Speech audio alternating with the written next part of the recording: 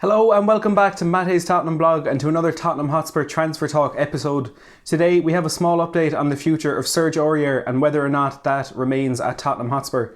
So before we get into the video, if you do want more transfer videos like this, plus interactive fan live streams, match previews, reviews and general analysis videos of Tottenham, please don't forget to hit that subscribe button down below and click the notification bell so you get notified every time I upload. So the update we have on Serge Aurier today has come from Sky Sports.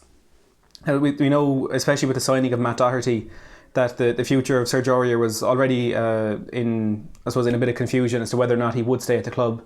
I think we've got a very good insight into Jose Mourinho's opinion of the player in the Amazon documentary, where he explicitly said to Aurier before a game that he's scared of him and him potentially giving away penalties and stupid free kicks around the box. But Aurier is definitely a player who has split opinion among Tottenham fans. But the news today is that talks between Tottenham and AC Milan about the potential transfer of Serge Aurier have stalled for the minute. So it's not the end of this. This is coming from Sky Sports. They've said due to a disagreement in the valuation of the player, AC Milan have decided to step back from the negotiations for now, but there is the potential there for them to revisit this one later in the window.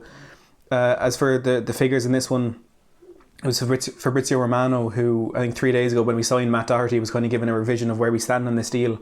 And what he said was Tottenham valued the player at about €20 million, whereas AC Milan offered just a bit less than €15 million. So they are still some bit away in their valuation of the player, and I assume there wasn't much breakthrough made in that over the last few days, which is what has led to this development and the talks between Milan and Tottenham stalling for now. Of course, there are still some other teams interested in him. The main name being thrown around is Bayer Leverkusen, but I think there was another team mentioned at one stage. I think it might have been Monaco, but I'm not entirely sure. But there is a number of European clubs interested in him, but the main one, the one that I suppose seemed likely to actually go ahead and go through, AC Milan, that has stalled for now. I still do think Aurier's future lies away from Spurs.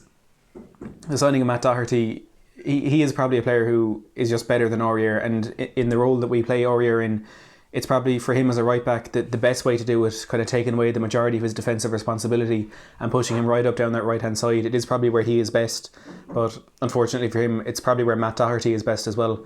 And now that we've gone out and spent the money on him, I do think Doherty would be our first choice right back this season, regardless of whether or not Aurier stays. But I do think his future does lie away from Spurs. And he I suppose, has never really been the player that we were expecting him to be when we did get him from PSG. A player who won almost everything there was to win in France with PSG.